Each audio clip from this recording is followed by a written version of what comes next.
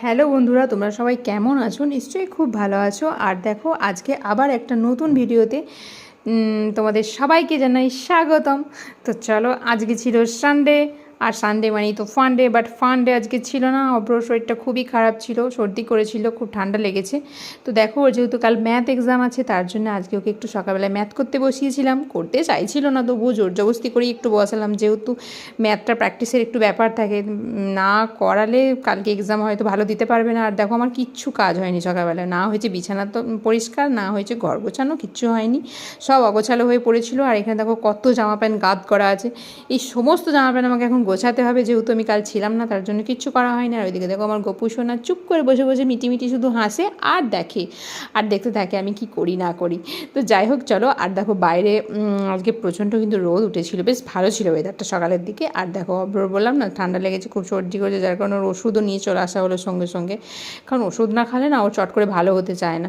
তো যার কারণেই নিয়ে এসেছিলো ওষুধগুলো, একটা অ্যান্টিবায়োটিক নিয়ে এসেছিলো, আর মন্টে আর এলসি বাচ্চাদের যেই ওষুধটা থাকে অ্যালার্জির, ওটা না খেলে কমে না। আর বেবি রাবটা ভীষণ ভালো, একটু বুকে নাকে দিয়ে দিলে বেশ আরাম পাওয়া যায়।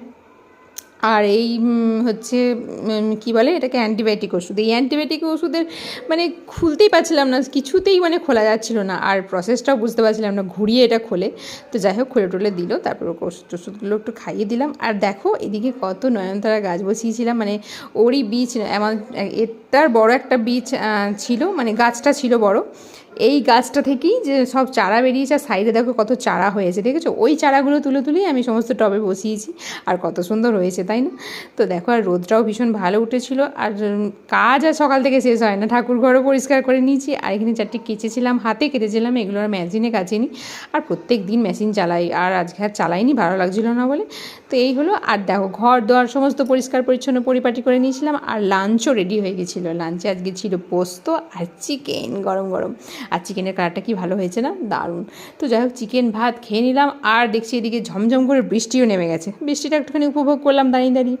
আর রোদটা যেহেতু খুব দিয়েছিল, বৃষ্টিটাও আজকে হলো। আর দেখো, একটু ঘুমিয়েও গেছিলাম, ঘুমিয়ে যাওয়ার পর দেখলাম সন্ধে হয়ে গেছে, সন্ধে টন্ধে দেওয়ার পর। আর কালকে যেই মোমোগুলো দিয়েছিল দিদিভাই দাদাভাই, ওইগুলো একটুখানি ফ্রাই করে স্টিম করে খেয়ে নিলাম। মোমোগুলো কিন্তু দারুণ ছিল, ফাটাফাটি। আর দিদিভাই একদম মোমোটা, গরম মোমোটা মুখে নিয়ে নিয়েছে, যার কারণে ওর মুখে একটুখানি গরম গরম লেগে গেছে। আর দেখো, রাতের রান্না হচ্ছিল আজকে ডিমের পোচ। আর এই ডিমের পোস্টটা নাকি খেতে খুব সুন্দর টেস্টি হয়। তো যাই হোক, বানাচ্ছিল অভিজিৎ। আর এদিকে হয়েছিল আলু পেঁয়াজ ভাজা, ডিম সাথে অনেক কিছু রান্নাবান্না হয়েছিল, কারণ দিদিভাইয়ের ভাই এসেছিলো আজকে, বিকেলের দিকে এসেছিলো।